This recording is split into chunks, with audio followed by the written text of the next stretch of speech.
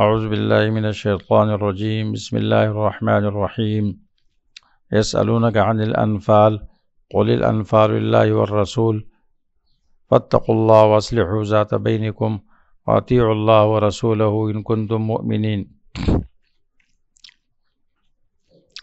ابتدا سے لے کر سورۃ انفال تک مسئلہ توحید بیان ہو گیا، جہاد باللسان ہو گیا، توحید بیان ہو گئی، اس کی دلائل بیان ہو گئے، مشرکین کی شبہات ختم ہو گئے۔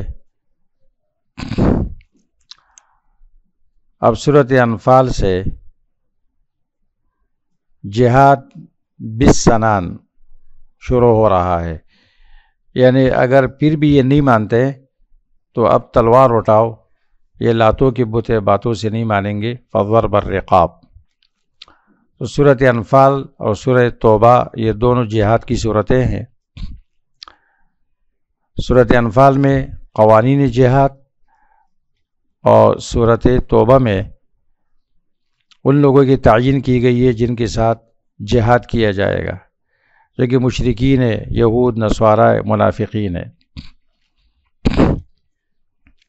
سورہ انفال 4 ناموں سے موسوم ہے: الانفال، سورۃ البدر، سورۃ القتال، سورۃ الفرقان۔ انفال غنائم کو کہا جاتا ہے، مال غنیمت جو جنگ کے نتیجے میں حاصل ہوتی ہے۔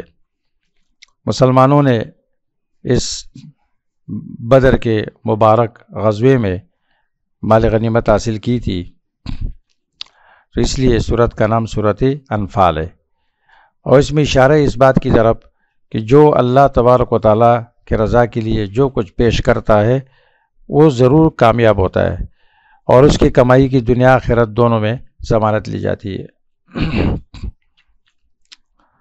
دوسرا نام ہے بدر، کیونکہ یہ غزوہ بدر الکبریٰ کے بارے میں یہ سورت بیان کرتی ہے۔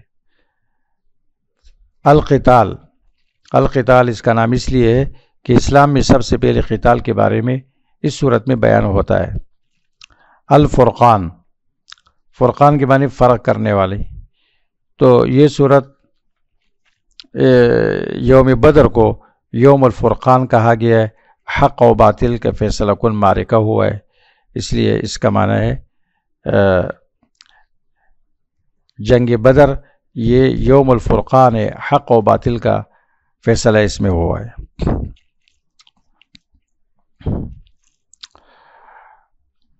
سورت کی فضیلت کا بیان،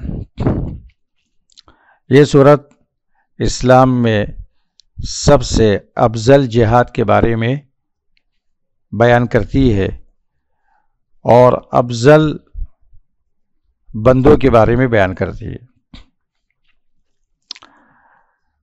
جو غزوہ بدر میں شامل ہو گئے، خواہ وہ انسانوں میں سے ہو یا فرشتوں میں سے ہو، وہ افضل ترین لوگ ہیں، اور ان کی فضیلت یہ حدیث میں آتا ہے، اللہ کے رسول نے ارشاد فرمایا: ان اللہ اطلع علی اہل بدر فقال اعملوا ما شئتم فقد غفرت لكم۔ اللہ تبارک و تعالیٰ جان کے اہل بدر پر اپنی شان کے مطابق اور ان سے فرمایا جو مرضی ہے تم عمل کرو، میں نے تمہیں معاف کیا ہے۔ رواہ البخاری۔ حدیث میں آتا ہے کہ ایک مرتبہ جبریل علیہ السلام نبی صلی اللہ علیہ وسلم کے پاس آئے اور کہنے لگے تم اہل بدر کو اپنے درمیان کیا اہمیت دیتے ہو، کیا مرتبہ دیتے ہو؟ آپ نے فرمایا من افضل المسلمین، ہم ان کو افضل مسلمان شمار کرتے ہیں، یا اس طرح کا کچھ کلمہ ارشاد فرمایا۔ حضرت جبریل نے فرمایا وَكَذَلِكَ مَنْ شَهِدَ بَدْرًا مِّنَ الْمَلَائِكَةِ، اسی طرح بدر میں جو فرشتے حاضر ہوئے ہم ان کو افضل الملائکہ شمار کرتے ہیں۔ رواہ البخاری۔ اس صورت کا جو مرکزی مضمون ہے وہ ہے قاتلوہم حتی لا تکون فتنہ، جہاد کا اعلان، اور خلاصہ صورت کا یہ ہے کہ اس میں جنگ کے قوانین بیان ہوتے ہیں، جنگ سے پہلے کیا کرو گے، جنگ کے بعد کیا کرو گے، فتح ہو تو کیا کرو گے، شکست ہو تو کیا کرو گے، مال غنیمت ہاتھ آ جائے تو کیا کرو گے، اور اسی طرح دشمن صلح کی پیشکش کرے تو کیا کرو گے، اور اسی طرح دشمن کے لیے کس طرح کی تیاری کی ضرورت ہے، اس سب کا بیان۔ سورت میں 2 حصے ہیں، پہلے حصہ پارے کے آخر تک ہے، اور دوسرا وَاعْلَمُوا أَنَّمَا غَنِمْتُم مِّن شَيْءٍ یہاں سے ہے۔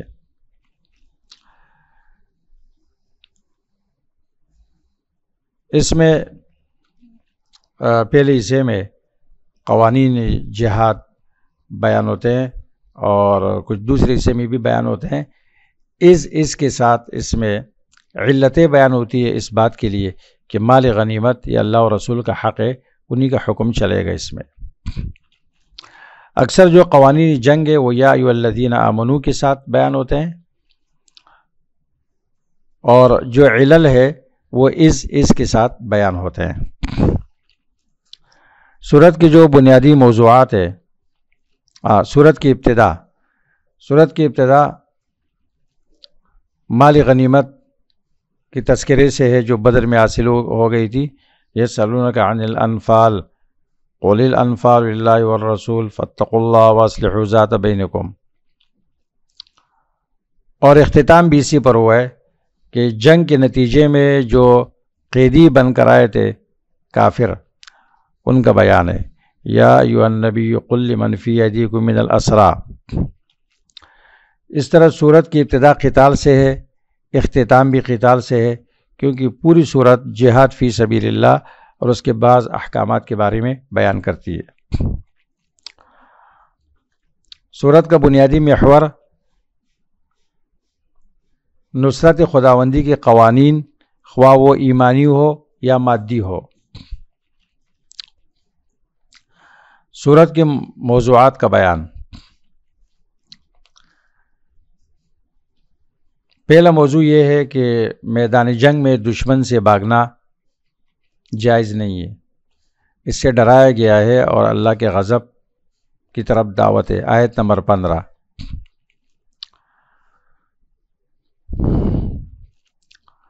وَمَن يُوَلِّهِمْ يَوْمَئِذٍ دُبُرَهُ إِلَّا مُتَحَرِّفًا لِقِتَالٍ أَوْ مُتَحَيِّزًا إِلَىٰ فِئَةٍ فَقَدْ بَاءَ بِغَضَبٍ مِّنَ اللَّهِ وَمَأْوَاهُ جَهَنَّمُ۔ سورت میں اس بات کا بیان ہے کہ اللہ اور رسول کی اطاعت کرو ہر حال میں۔ آیت نمبر 20۔ اطیعوا اللہ ورسولہ۔ 24 نمبر آیت میں اس بات کا بیان ہے کہ اللہ اور رسول کی ماننا یہی حیات القلب اور سعادت ہے۔ آمنوا استجیبوا للہ وللرسول اذا دعاکم لما یحییکم۔ 27 نمبر آیت میں اس بات کا بیان ہے کہ راز افشا مت کرو، پیغمبر اور امت کے راز کو کبھی افشا نہیں کرو، یہ خیانت ہے اللہ اور رسول کے ساتھ۔ یا ایھا الذین آمنوا لا تخونوا اللہ والرسول تخونوا اماناتکم۔ 29 میں تقوی کا ثمرہ ہے۔ یا ایھا الذین آمنوا ان تتقوا اللہ یجعل لکم فرقانا۔ آیت نمبر 45، 46، 47 میں نصرت کے اسباب کا بیان ہے۔ سورت میں امت کی وحدت، تالیف القلوب کی نعمت ذکر کی گئی کہ یہ ایسی نعمت ہے کہ یہ خریدی نہیں جا سکتی، اگرچہ پوری دنیا اس کی قیمت بنائی جائے، یہ صرف اللہ کا فضل ہے، اس کی نعمت ہے۔ آیت نمبر 63۔ لو انفقت ما فی الارض جميعا ما الفت بین قلوبهم ولکن اللہ الف بینہم۔ اوس و خزرج جن میں لڑائی چلی آ رہی تھی، نعمت اسلام کی وجہ سے وہ شیر و شکر ہو گئے تھے۔ اس صورت میں مکر کا لفظ استعمال ہوا ہے، وَيَمْكُرُونَ وَيَمْكُرُ اللَّهُ، اس کی نسبت اللہ کی طرف بھی ہو گئی ہے اور مشرکین کی طرف بھی۔ تو کیا مکر کی نسبت اللہ کی طرف درست ہے؟ جی بالکل، مکر کی نسبت اللہ کی طرف ہوتی ہے، کیونکہ صرف مکر کوئی بری صفت نہیں ہے، جیسے کہ بعض لوگ کہتے ہیں۔ اردو میں شاید مکر کا لفظ غلط معنی میں استعمال ہوتا ہے، مکاری جس کو کہتے ہیں، مکر کا معنی ہوتا ہے دشمن کے لیے تدبیر، دشمن کے لیے تدبیر. اس لیے قرآن کریم میں جہاں یہ بری مکر کے لیے استعمال ہوتا ہے وہاں السیء کا لفظ آتا ہے، مکر السیء ولا یحیق المکر السیء الا باہلہ.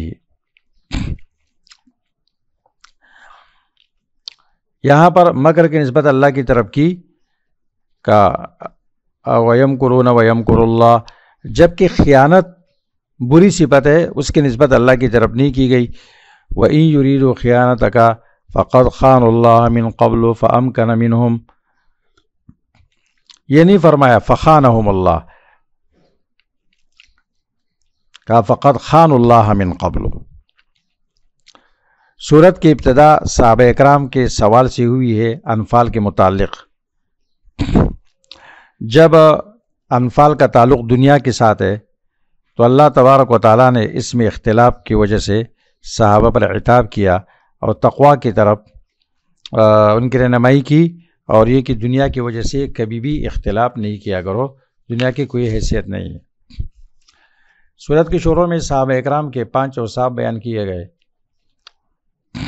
فاتقوا اللہ، اوامر فاتقوا اللہ واصلحوا ذات بینکم واطیعوا اللہ ورسولہ، 3 اوامر، اور اس کے بعد 5 اوصاف ہے.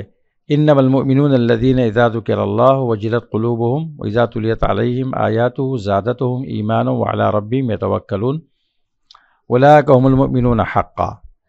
اس میں ایک صفت صحابہ کی یہ ذکر کی گئی کہ اذا ذکر اللہ وجلت قلوبهم، جب اللہ کا نام ذکر کیا جاتا ہے ان کے دل ڈر جاتے ہیں،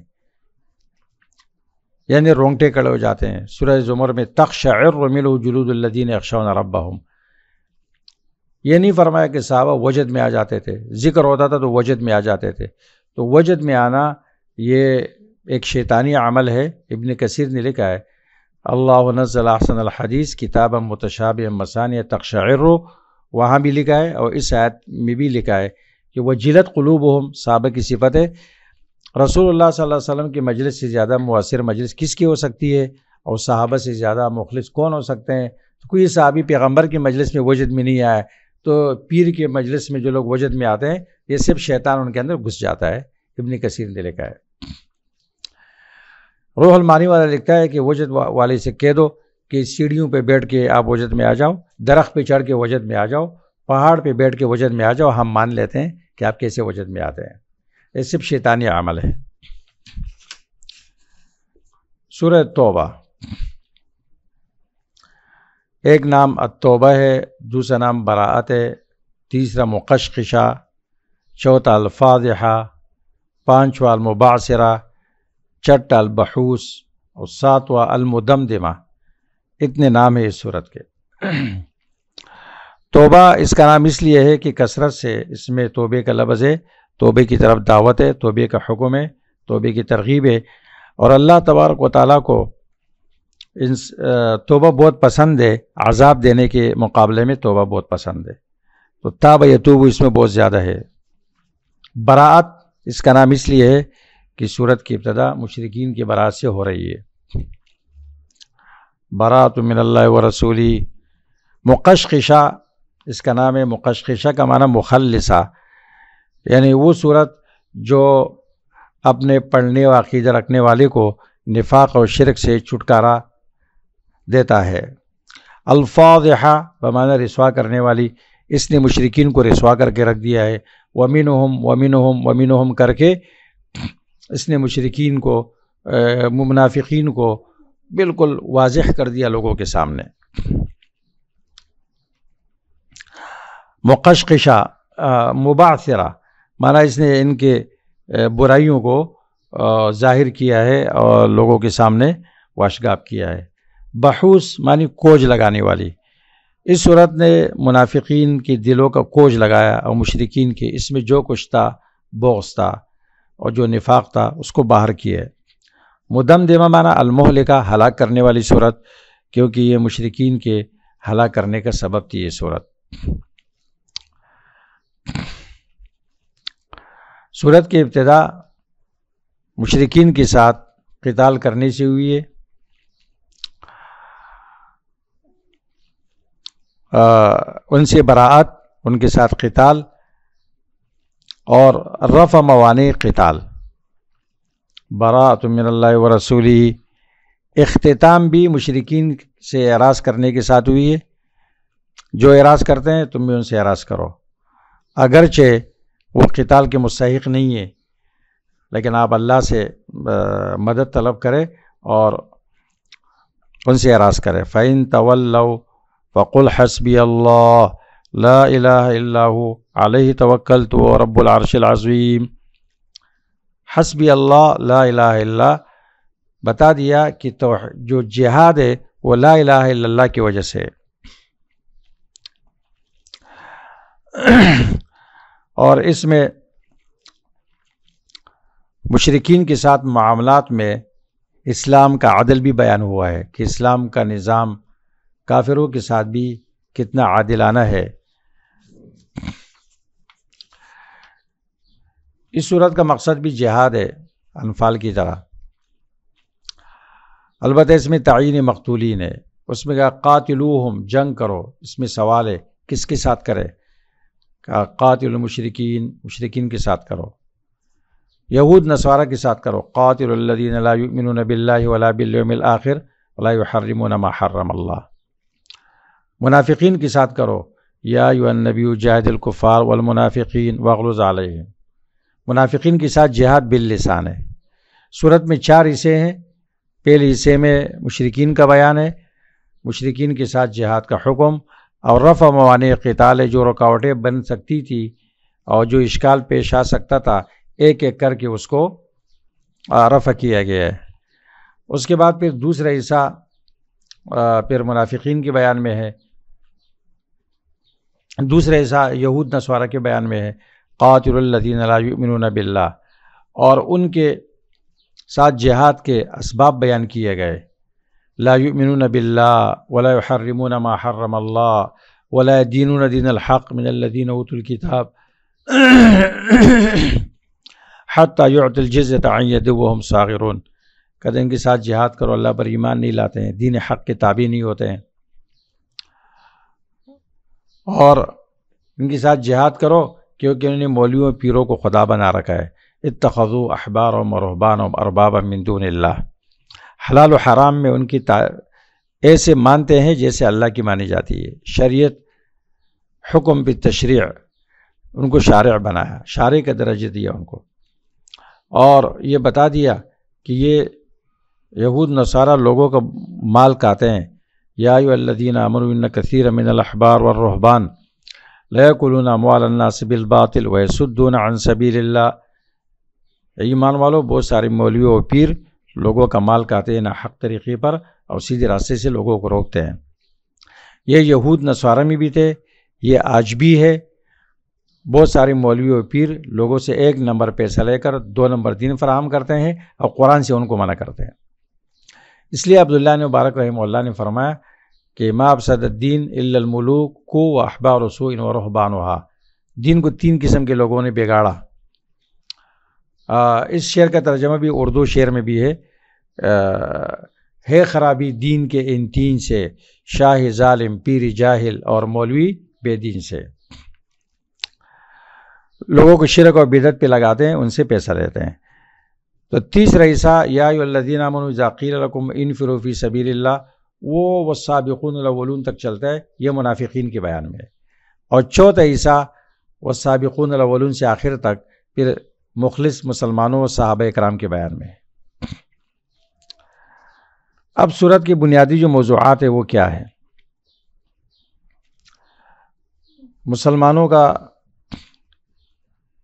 مسلمانوں و مشرکین میں تعلق کی کیا حد ہے، کس طرح ان کے ساتھ تعلق رکھا جائے گا، بڑے خوشگوار انداز میں بیان کیا۔ جن سے معاہدہ نہیں ہے 4 مہینے مہلت دو، جن کے ساتھ معاہدہ ہے اور موقت ہے وہ پورا کرو۔ مشرکین سے براعت قلبی طور پر، ان کے عقیدے سے مکمل براعت، براءۃ من اللہ و رسولہ، جو وعدے ان کے ساتھ ہے وہ پورا کیا جائے۔ 4-8 نمبر آئے۔ ان کو حق کی طرف دعوت دی جائے اور کوئی موقع ہاتھ سے جانے نہ دیا جائے، اور جب بھی موقع ملے ان کو دعوت دی جائے۔ آیت نمبر 6۔ جو ان میں معاندین ہے ان کے ساتھ جہاد کیا جائے، 12 اور 14۔ جو امن طلب کرے ان کو امن دے دو، وَإِنْ أَحَدٌ مِّنَ الْمُشْرِكِينَ اسْتَجَارَكَ فَأَجِرْهُ حَتَّى يَسْمَعَ كَلَامَ اللَّهِ۔ آیت نمبر 6۔ جو مسلمانوں کی تابع ہو گئے ان کے ساتھ قتال مت کرو اگر جو مسلمان نہیں ہے۔ آیت نمبر 29، 129۔ جہاد فی سبیل اللہ کی اہمیت، اس کی ترغیب اور جہاد سے سستی کی وعید۔ آیت نمبر 29، 129، آیت نمبر 38 اور 39۔ نفاق کا عظیم جرم، منافقین، ان کے سازشیں، ان کی صفات، یہ تفصیل سے بیان کی گئی ہے۔ جہاد کے مصارف بیان کیے گئے، زکوٰۃ کے مصارف بیان کیے گئے جو جہاد کے لیے ایک ستون کی حیثیت رکھتے ہیں۔ آیت نمبر 60۔ اللہ کے ساتھ بیعت، مقصد خلافت کے لیے، اعلاء کلمت اللہ کے لیے، 111 نمبر آیت۔ ان اللہ اشتری من المؤمنین، اس سے آگے فاستبشروا ببیعکم الذی بایعتم بہ۔ یہ صورت قرآنی ترتیب کے اعتبار سے انفال کے بعد ہے، غزوہ بدر کے بعد، حالانکہ اس کا نزول غزوہ تبوک کے بعد ہے۔ یہ اس وجہ سے تاکہ پڑھنے والا دونوں جہادوں میں، دونوں غزووں میں فرق محسوس کرے اور دونوں میں نصرت کے اسباب پر بھی غور کرے۔ سورت وعیدات سے، دھمکیوں سے بری ہے، لیکن پھر بھی ہر جگہ توبے کا دروازہ کھول کے رکھا ہے، منافقین کے لیے بھی، مشرکین کے لیے بھی۔ فَإِنِ انتَهَوْا فَإِنَّ اللَّهَ غَفُورٌ رَحِيمٌ فَإِن تَابُوا وَأَقَامُوا الصَّلَاةَ وَآتَوُا الزَّكَاةَ فَإِخْوَانُكُمْ فِي الدِّينِ۔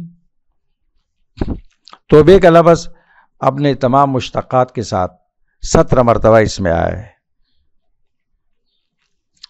اس لیے قرآن کریم میں جس صورت میں کثرت سے توبے کا لفظ آیا ہے، جتنا اس صورت میں آیا ہے کسی اور صورت میں نہیں آیا ہے، یہ اللہ تبارک و تعالیٰ کے بندوں پر وسیع رحمت کی وجہ سے۔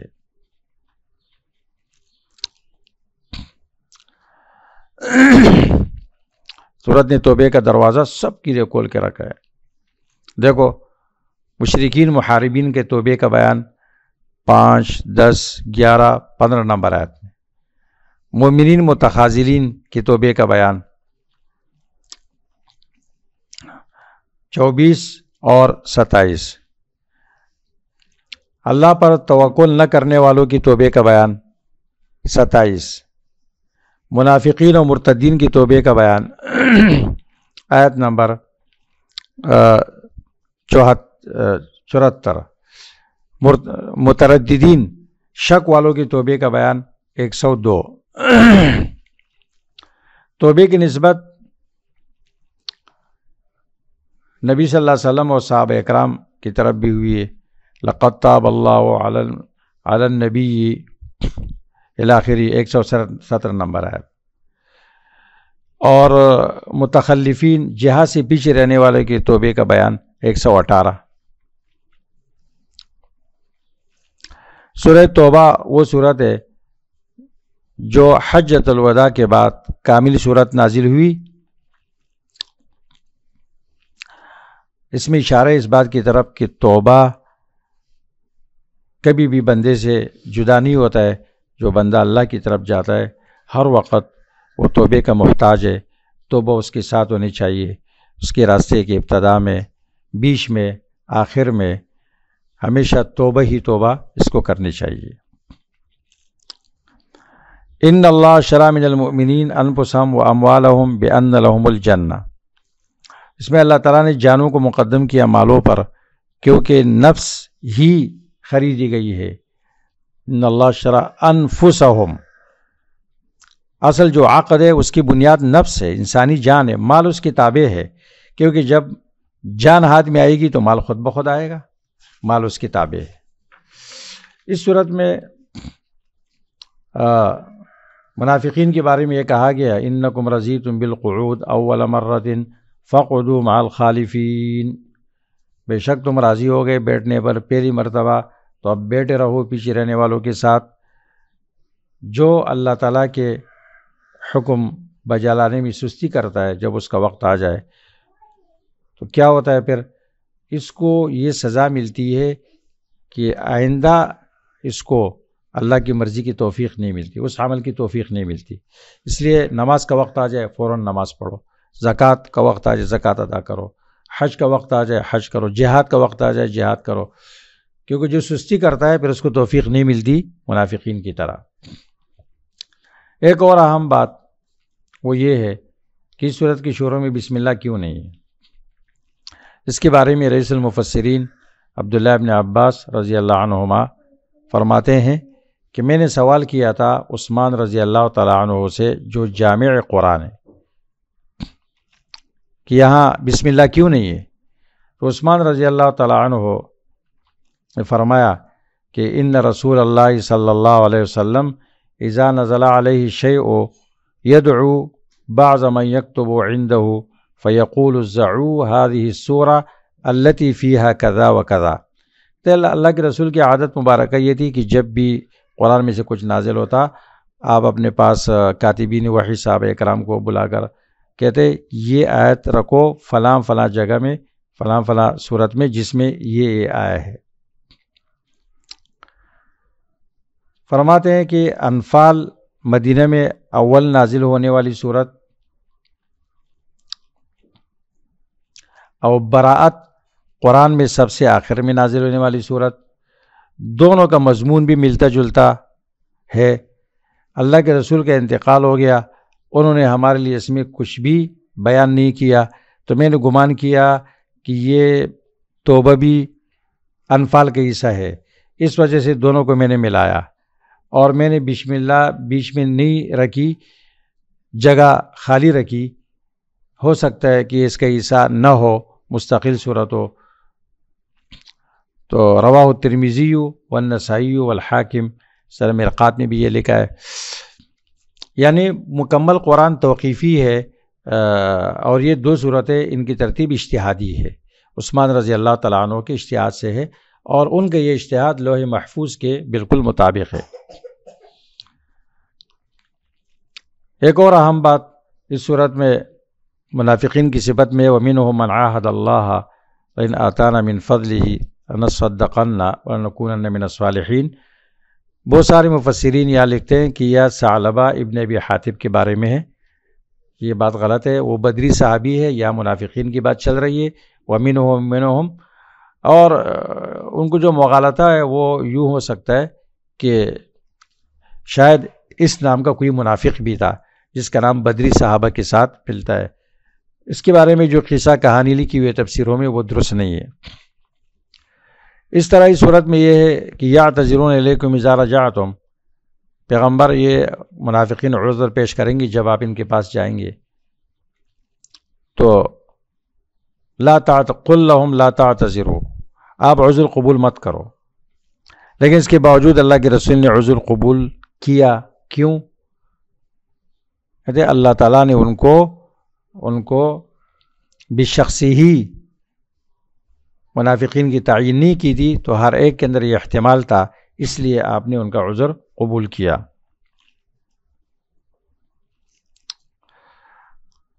اس طرح اس صورت میں یہ ہے کہ یا اتخذوا احبارهم ورهبانهم اربابا من دون اللہ، یہود نصارہ کی گمراہی کا سبب یہ ہے اور ان کے ساتھ جہاد کا سبب یہ ہے کہ انہوں نے مولویوں پیروں کو خدا بنا کر رکھا ہے۔ اس لیے اسلام کی یہ تعلیم ہے کہ اللہ کی معصیت میں علماء کی تابعداری نہیں کرنی ہے۔ کوئی عالم یا پیر آپ کو ایسا حکم دے جس میں اللہ کی معصیت ہو، نافرمانی ہو، وہ آپ نہ کرے۔ اسی طرح کسی شیخ یا کسی مربی کے لیے آپ اتنا تعصب بھی نہ کرے کہ اس کی وجہ سے آپ حق کو چھوڑ دے۔ اپنے اتباع کو خالص اللہ کی شریعت کے لیے خالص کرو اور دلیل پہچاننے کے حرص پیدا کرو کہ دلیل کیا ہے۔ آج کل یہ بہت بڑا المیہ ہے کہ دینی تعصبات لوگوں میں بہت زیادہ آئے ہیں۔ جس طرح قومی تعصب حرام ہے، دینی تعصب بھی حرام ہے۔ آج لوگوں کی یہ حالت بن چکی ہے، مختلف مکاتب فکر، مسالک، مختلف خانقاہیں، مدارس، وہ اپنے کسی شیخ کے لیے، کسی بزرگ کے لیے، کسی مدرسے کے لیے، کسی استاذ کے لیے ایسا تعصب رکھتے ہیں کہ ٹھیک ہے، دوسری طرف اس کو معلوم ہے کہ یہ حق ہے، لیکن چونکہ ہمارے مدرسے کی یہ بات نہیں ہے، ہمارے جامعہ کی یہ رائے نہیں ہے، ہمارے لیڈر کی یہ بات نہیں ہے، ہمارے خانقاہ کی پیر صاحب کی یہ بات نہیں ہے، تو وہ اس وجہ سے حق کا بھی انکار کرتے ہیں۔ یہ تعصب ہے اور یہ قومی تعصب سے زیادہ خطرناک ہے، اور ان تعصبات نے لوگوں کو، مسلمانوں کو، دینی لوگوں کو کہاں تک پہنچا ہے وہ سب کے سامنے ہے۔ اس لیے وہ کیا کرتے ہیں؟ جدل برائے جدل کرتے ہیں۔ آپ نے نہیں دیکھا ہوگا کہ کسی کے ساتھ جدل، اختلاف کے بعد فریق مخالف نے اس کی بات مانی ہو، قائل ہوا ہو اور یہ کہہ دیا ہو کہ جی ہم غلطی پر ہے، یہ آپ کو کبھی نہیں ملے گا۔ یہ بہت بڑا المیہ ہے کہ تعصب لغیر اللہ لوگ کرتے ہیں۔ تعصب لغیر اللہ سے علم کی برکت ختم ہو جاتی ہے۔ تعصب دین کے لیے ہے کافروں کے مقابلے میں، اور تعصب لغیر اللہ بالکل جائز نہیں ہے۔ اتخذوا احبارهم ورهبانهم اربابا من دون اللہ سے یہ تعلیم ملتی ہے، اور یہ بیماری اس امت کے اندر آئی ہے کہ سب نے اپنی مولوی و پیر کو خدا کا درجہ دیا ہے، قرآن و حدیث کو نہیں دیکھتے ہیں۔ جی ہمارے حضرت یہ کہتے ہیں، ہمارا فرقہ یہ کہتا ہے، اور ہمارا مکتب فکر یہ کہتا ہے۔ انا للہ و انا الیہ راجعون۔ سورۃ یونس، سورت ایک نام سے موسوم ہے۔ یہ 3 سورتیں بالترتیب انبیاء کے ناموں سے، یونس، اور اس کے بعد ہود، اس کے بعد یوسف علیہم السلام، اور سب ذوات الراء ہے، سب کی شروع میں الف لام را۔ نزولی ترتیب کے اعتبار سے بھی ایک ہے، 51، 52، 53۔ اس سورت کا نام سورۃ یونس کیوں ہے؟ کیونکہ یونس علیہ السلام کی قوم واحد وہ امت ہے کہ اس کے تمام افراد نے مل کر ایمان لایا اللہ تعالیٰ پر اور اپنے پیغمبر کی تابعداری کی۔ صرف عذاب کے آثار دیکھ کر سب میدان میں نکلے اور سب نے گڑ گڑانا شروع کیا، آمنا بما جاء یونس، تو اللہ تعالیٰ نے ان کو بچایا۔ یہ اللہ کی تقدیر تھی ان میں، اور باقی امتوں کے ساتھ کبھی ایسا نہیں ہوا۔ ان کے اس توبے کی فضیلت کو بیان کرنے کے لیے اللہ تبارک و تعالیٰ نے اس سورت کو، یعنی حدیث میں اللہ کے رسول نے اس کو اس نام سے موسوم کیا، سورہ یونس۔ ایسی کوئی قوم نہیں گزری کہ جنہوں نے سب نے مل کر ایک ساتھ توبہ کیا ہو اور اپنے پیغمبر پر ایمان لایا۔ اللہ اکبر۔ اب اس صورت میں نفع شفاعت قہری کی نفی ہے، اور شرک کی فعلی تحریم لغیر اللہ اور نظر لغیر اللہ پر رد ہے۔ صورت میں 3 واقعات ہے، موسیٰ علیہ السلام، نوح علیہ السلام، یونس علیہ السلام۔ موسیٰ علیہ السلام تخویف کے لیے ہے، اور نوح علیہ السلام کا جو واقعہ تشجیع کے لیے ہے کہ ایک داعی حق کو کس طرح بہادر ہونا چاہیے۔ وَاتْلُ عَلَيْهِمْ نَبَأَ نُوحٍ اذ قال لقومه یا قوم ان كان كبر عليكم مقامی وتذکیری بآیات اللہ فعلى اللہ توکلت فاجمعوا امرکم وشرکاءکم۔ دیکھو نا، ایک فرد واحد ایسی قوم سے بات کر رہا ہے جو اس کے خون کی پیاسی ہے، اور یونس علیہ السلام کا قصہ ہے ترغیب کے لیے۔ सूरत की इब्तिदा वही पर कलाम से हुई है, वही जो कि हिकमत रब्बानी है। अलिफ लाम रा तिल्का आयतुल किताबिल हकीम। इख्तिताम वही के इत्तिबा पर, तरगीब पर हुई है। वत्तबि मा यूहा इलैका वस्बिर हत्ता यहकुम अल्लाह व हुवा खैरुल हाकिमीन। इसमें यह बताना मकसूद है कि हिकमत की जड़ और बुनियाद वो वही की इत्तिबा है जो मुनज़्ज़ल मिन अल्लाह है। सूरत का बुनियादी महवर क्या है? अल ईमान बिक़ज़ाइल्लाहिल हकीम व क़दरिही, अल्लाह ताला के फ़ैसले और तक़दीर पर ईमान लाना जो कि हकीम है, और ये इस ईमान के अरकान में से एक अहम रुकन है। सूरत के मौज़ूआत सूरत में अल्लाह ताला ने कायनात में गौर व फिक्र की दावत दी है। कायनात के अंदर मुशाहदा करो, और ये आपको मजबूर करेगी इस बात पर कि आप मानेंगे कि इलाह सिर्फ एक है।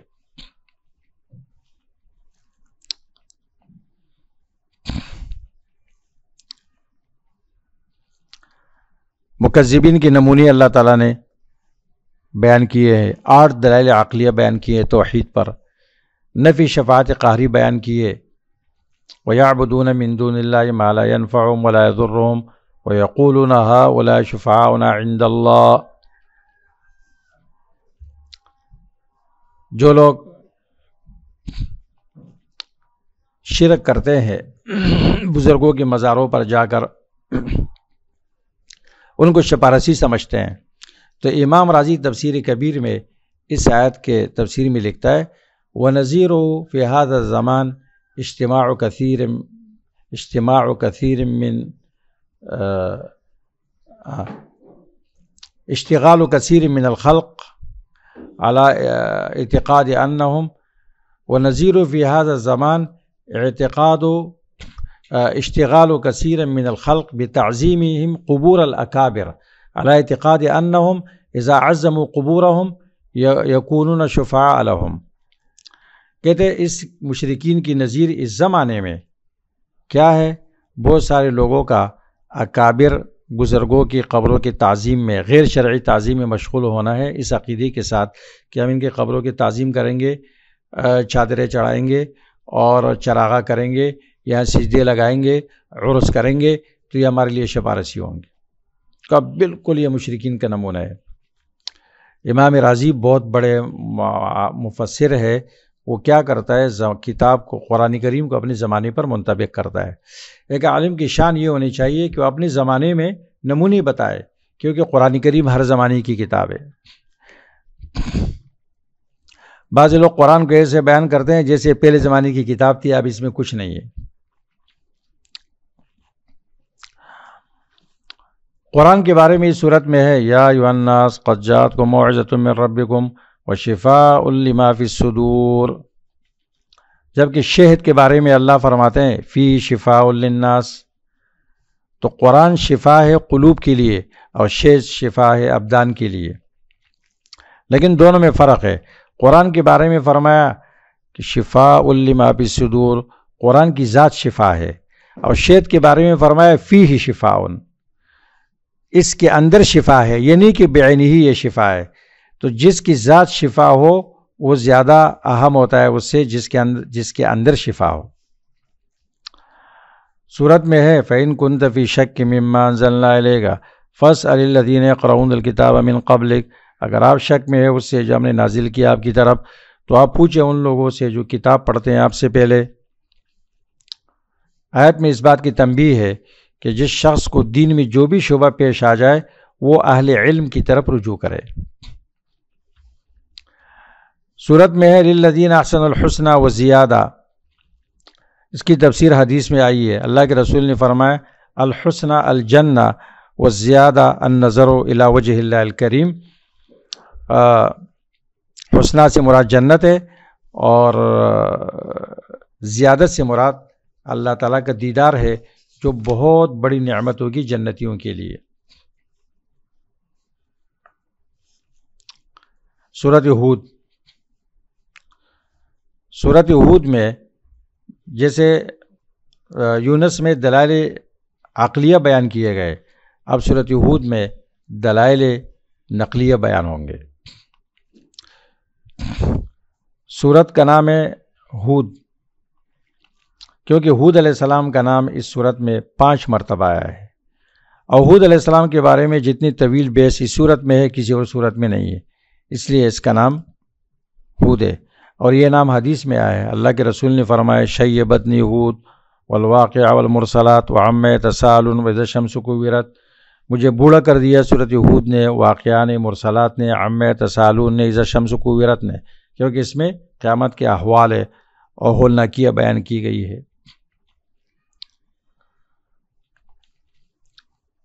سورت کی ابتدا عبادت کے حکم سے ہے، عبادت اکیلے اللہ کی کرو، اللہ تعبدوا الا اللہ اننی لکم منہ نذیر و بشیر، اختتام بھی اسی پر ہے، وَلِلَّهِ غَيْبُ السَّمَاوَاتِ وَالْأَرْضِ وَإِلَيْهِ يُرْجَعُ الْأَمْرُ كُلُّهُ فَاعْبُدْهُ وَتَوَكَّلْ عَلَيْهِ وَمَا رَبُّكَ بِغَافِلٍ عَمَّا تَعْمَلُونَ۔ اس میں یہ حکمت بیان کرنی ہے کہ انسان کی تخلیق ہی عبادت کے لیے ہے، اور اکثر عبادت توکل کو ایک ساتھ ذکر کیا جاتا ہے۔ سورت میں 4 بڑے بڑے مضامین ہیں۔ نمبر 1 العبادۃ للہ وحدہ، عبادت اکیلے اللہ کی ہوگی، بالکل شروع کیا تو اس کا ماخذ ہے اللہ تعبدوا الا اللہ۔ اور پھر نوح علیہ السلام کا قصہ، ہود علیہ السلام کا، صالح علیہ السلام کا، شعیب علیہ السلام کا، اس کے ساتھ لگتے ہیں اعبد اللہ اعبد اللہ، ہر پیغمبر نے کہا اعبد اللہ۔ دوسرا مضمون ہے کہ عالم صرف اللہ ہے، الا انہم یستخفون صدورہم لیستخفوا منہ یثنون صدورہم لیستخفوا منہ الا حین یستغشون ثیابہم یعلم ما یسرون وما یعلنون انہ علیم بذات الصدور۔ تو پھر ابراہیم علیہ السلام اور ہود علیہ السلام کا قصہ اس کے ساتھ لگے گا۔ ابراہیم علیہ السلام نے فرشتوں کو نہیں پہچانا، نکرہم واوجس منہم خیفہ، لوط علیہ السلام نے فرشتوں کو نہیں پہچانا، ولما جاءت رسلنا لوطا سیء بہم وضاق بہم ذرعا، غمزدہ ہو گئے۔ تو غیبدان صرف اللہ ہے، وللہ غیب السماوات۔ ابراہیم علیہ السلام اپنے لیے بیٹے کے انتظام نہیں کر سکے، کارساز بھی اللہ ہے۔ تیسرا مضمون صورت میں وہ ترغیب فی التبلیغ ہے، فلعلک تارک بعض ما یوحی، پیغمبر آپ تسلی رکھے، دل تک مت رکھے، اور آپ آگے پہنچاتے رہے۔ اور چوتھا مضمون ہے تسلی کا، فمن کان علی بینۃ من ربہ ویتلوہ شاہد منہ ومن قبلہ کتاب موسیٰ اماما ورحمہ۔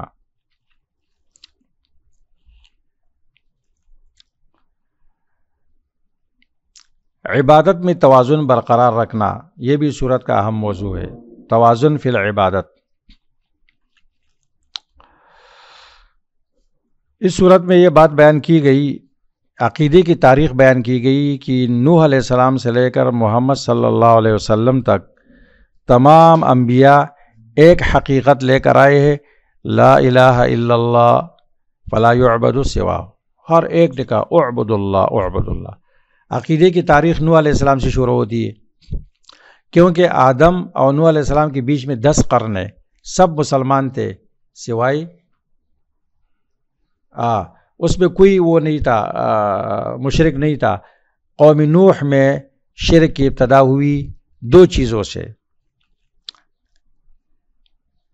بزرگوں کی قبروں کی تعظیم سے، ان کے مجسموں سے، اس لیے اسلام میں دونوں حرام ہیں۔ اور 5 پیروں کا انتقال ہو گیا تھا، نیک لوگ تھے، ود، سواع، یغوث، یعوق، نصر، سورۃ نوح میں اس کا بیان ہے۔ اسماء و رجال صالحین فی قوم نوح علیہ السلام، نوح علیہ السلام کی قوم کے نیک لوگ تھے، یادگار کے لیے انہوں نے مجسمے بنائے، اس کے بعد پھر ان کی پوجا شروع ہو گئی، تو نوح علیہ السلام کو اللہ نے بھیجا۔ سورت میں اس بات کا بیان ہے کہ انبیاء علیہ السلام کو دعوت میں کتنی مشکلات کا سامنا ہوا، لوگوں نے اعراض کیا، تکذیب کی، مذاق اڑایا، اذیت دی، دھمکیاں دی، لیکن انبیاء علیہ السلام صبر، ثابت قدمی اور یقین کے ساتھ اس کا مقابلہ کرتے رہے۔ اس میں ہمارے نبی صلی اللہ علیہ وسلم کی نبوت کے اس بات بھی ہے، کیونکہ آپ سابقہ امتوں کے قصے بیان کرتے ہیں، آپ تو اس وقت موجود نہیں تھے۔ اس میں وصیت ربانیہ ہے نبی صلی اللہ علیہ وسلم کے لیے، آپ کے بعد امت کے لیے، کہ جو سخت مشکلات، زمانے کی مشکلات ہوتے ہیں، چیلنجز ہوتے ہیں، اس سے آپ کیسے نمٹیں گے؟ فاستقم کما امرت ومن تاب معک ولا تطغوا انہ بما تعملون بصیر۔ استقامت۔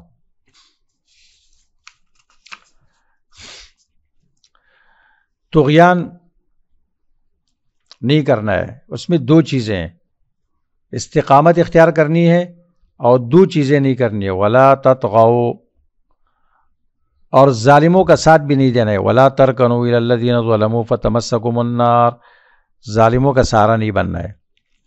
نماز کی حفاظت کا بیان ہے، اقیم الصلاۃ طرفی النہار وزلفا من اللیل، صبر کا بیان ہے، واصبر فإن اللہ لا یضیع اجر المحسنین۔ استقامت تمام مشکلات کا علاج ہے، فاستقم کما امرت۔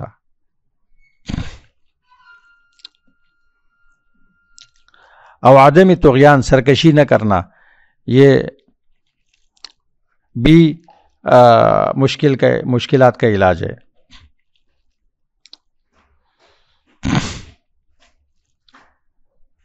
ولا ترکنوا الی الذین ظلموا فتمسکم النار، یہ عقیدہ مسلمانوں کو دیا اسلام نے تاکہ وہ بالکل غیر قوموں سے کبھی متاثر نہ ہو اور اسلام ہی سے وہ معزز رہے، اپنی شخصیت کو دیگر قوموں میں تحلیل نہ ہونے دے۔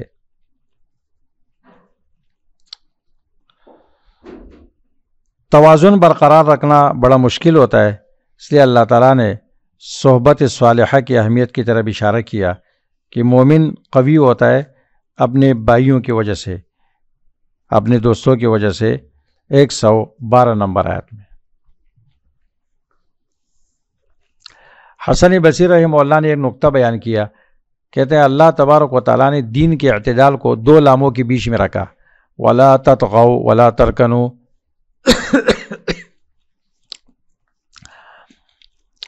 اس صورت میں نوح علیہ السلام کے بیٹے کے بارے میں انہ لیس من اہلک انہ عمل غیر صالح، آپ کے حال میں سے نہیں ہے، حالانکہ اس کا بیٹا تو تھا، کیونکہ نبی کی بیوی کبھی زانیہ نہیں ہو سکتی۔ حدیث میں آتا ہے ما بغت امرات نبی قط، کسی نبی کی بیوی نے زنا نہیں کیا۔ ہاں، نبی کی بیوی کافرہ ہو سکتی ہے، زانیہ نہیں ہو سکتی۔ تو انہ لیس من اہلک کا کیا معنی؟ ایک معنی یہ ہے کہ آپ کے اس اہل میں سے نہیں ہے جن کے نجات کا وعدہ کیا، لیس من اہلک الذین وعدتک بنجاتہم، یا لیس من اہل دینک ولا ولایتک، آپ کی دین میں نہیں ہے۔ انہ عمل غیر صالح، یہ لڑکا عمل ہے جو غیر صالح ہے۔ اس کا کیا مطلب؟ نمبر 1، بیٹے کو بھی وہ عمل کہا جاتا ہے، جیسے اس کو کسب کہا گیا حدیث میں، اولادکم کسبکم، یہ تمہارا بیٹا صالح نہیں ہے، عمل کا معنی بیٹا۔ نمبر 2، ضمیر راجع سوال کی طرف، اے نوح، آپ کے بیٹے کے لیے سوال کرنا ایسا عمل ہے جو صالح نہیں ہے، کیونکہ آپ کو پتہ ہے کہ آپ پر ایمان لانے والے ہی نجات پائیں گے، یہ تو مومن نہیں ہے۔ تیسری بات، ضمیر راجع ہے نوح کے بیٹے کی طرف اور مضاف محذوف ہے، انہ ذو عمل غیر صالح، یہ ایسے عمل والے جو عمل صالح نہیں ہے۔ اس طرح صورت میں یہ ہے وما کان ربک لیہلک القری بظلم واہلھا مصلحون، مصلحون موجود ہوتے ہیں تو عذاب نہیں آتا ہے۔ مصلح کیا ہوتا ہے؟ ایک ہوتا ہے صالح، ایک ہوتا ہے مصلح۔ صالح وہ ہوتا ہے جو اپنی ذات تک محدود ہوتا ہے اور نیک ہوتا ہے، جیسے یہ خانقاہوں میں بیٹھے ہوئے لوگ، ٹھیک ہے، نیک ہے، صالح ہے۔ مصلح وہ ہوتا ہے جو لوگوں کے غلط عقیدے، عمل، اخلاق پر ضرب کاری کرتا ہے، تو لوگ کیا کرتے ہیں؟ صالح سے محبت کرتے ہیں، مصلح سے دشمنی کرتے ہیں۔ جو صالح ہوتا ہے اس کی دعوتیں کرتے ہیں، اس کے ہاتھ پیر چومتے ہیں، اس کو ہدیے دیتے ہیں۔ اور مصلح، انبیاء علیہ السلام مصلحین تھے، اس لیے قوموں نے ان کو پتھر مارے۔ ہمارے پیغمبر علیہ السلام 40 سال تک صالح تھا تو قوم کہتی تھی صادق اور امین، محبت کرتی تھی، لیکن جب وہ مصلح بنے، قولوا لا الہ الا اللہ تفلحوا، تو پھر ساحر، مجنون اور وہ کاذب بن گئے، نعوذ باللہ۔ آج بھی ایسا ہی ہے کہ جو لوگ خود نیک صالح ہے، خانقاہوں میں بیٹھے ہوئے تہجد پڑھتے ہیں، ذکر کرتے ہیں، گناہ سے بچتے ہیں، ٹھیک ہے، بہت اچھے لوگ ہیں، صالح ہے، مصلح نہیں۔ وہ توحید بیان کرے، سنت بیان کرے، پھر دیکھتے ہیں ان کے سامنے کون بیٹھتا ہے۔ وَلَا يَزَالُونَ مُخْتَلِفِينَ إِلَّا مَن رَحِمَ رَبُّكَ۔ اختلاف کی کتنی قسمیں ہیں، کون سا صحیح ہے کون سا غلط ہے؟ اس میں ضابطہ یہ ہے کہ اختلاف کی پہلی قسم یہ ہے کہ اس میں ایک طرف حق ہوتا ہے، ایک طرف باطل ہوتا ہے، اور ایک قسم یہ ہے کہ دونوں طرف باطل ہوتا ہے، اور ایک قسم یہ ہے کہ دونوں طرف حق ہوتا ہے۔ دونوں طرف باطل، جیسے کافروں کا آپس میں اختلاف، قالت الیہود لیست النصارى علی شیء وقالت النصارى لیست الیہود علی شیء، ان کا آپس میں اختلاف، یہود نصارہ کا اختلاف، تمام کافروں کا اختلاف۔ ایک اختلاف وہ ہوتا ہے کہ اس میں دونوں طرف حق ہوتا ہے، جیسے ائمہ اربعہ کا اختلاف، دونوں حق ہے، اجتہادی اختلاف ہے، ہر ایک بولتا ہے کہ میرا ثواب محتمل خطا اور دوسرے کا خطا محتمل ثواب۔ یہ اختلاف اسلام کی وسعت ہے، یہ اچھی بات ہے، یہ اس کو ہوا دینا، اس پر اختلاف کرنا، مناظرے کرنا بیوقوفی ہے، کیونکہ کوئی فائدہ نہیں ہے۔ آپ کسی امام کو بھی باطل نہیں کہہ سکتے ہیں۔ امام ابو حنیفہ، امام شافعی کے اختلاف کو بیان کر کے آپ کو کیا ملے گا؟ 1000 اختلافات بیان کر کے آپ شافعی کو باطل کہہ سکتے ہیں؟ نہیں کہہ سکتے ہیں۔ پھر بھی یہ بولیں گے ہمارا ثواب محتمل خطا، ان کا خطا محتمل ثواب، اور وہ تو امام علی کل حال ماجور ہے، صحیح اجتہاد کیا تو 2 اجر ہے، نہیں تو 1 اجر تو یقینی ہے، اور قیامت کے دن اللہ تعالیٰ ان کے درمیان کوئی فیصلہ نہیں کریں گے، تو کیا فائدہ ہے کہ اس میں وقت ضائع کیا جائے۔ تیسرا اختلاف جو اصل اختلاف ہے کہ ایک طرف حق ہو دوسری طرف باطل ہو، جیسے مسلمانوں کے اختلاف کافروں کے ساتھ۔ اب آپ بتائیں، آج کل لوگ فروعی اختلاف کو کفر اسلام کا جنگ بناتے ہیں، اور یہود نصارہ کے اور اس کے لوگ جو ہے نا مناظر اسلام بھی بنتے ہیں، جو فروعی مسائل میں کیا کرتے ہیں؟ مناظرے کرتے ہیں، رفع دین کا مناظرہ، 3 طلاق کا مناظرہ، اور فاتحہ خلف الامام کا مناظرہ۔ کوئی فائدہ ہے اس کا؟ کوئی نہیں ہے۔ مناظر اسلام وہ ہوتے ہیں جو کافروں کے ساتھ مناظرے کرے، وہ ہے ڈاکٹر ذاکر نائک صاحب، وہ مناظر اسلام ہے۔ سر دوسرے وہ علماء جو ملحدین کے ساتھ مناظرہ کرتے ہیں، کافروں کے ساتھ کرتے ہیں، مشرکین مبتدعین کے ساتھ کرتے ہیں، وہ مناظر اسلام ہے۔ مسلمان کے ساتھ مناظرہ کرنے والا کون سا مناظر اسلام آیا؟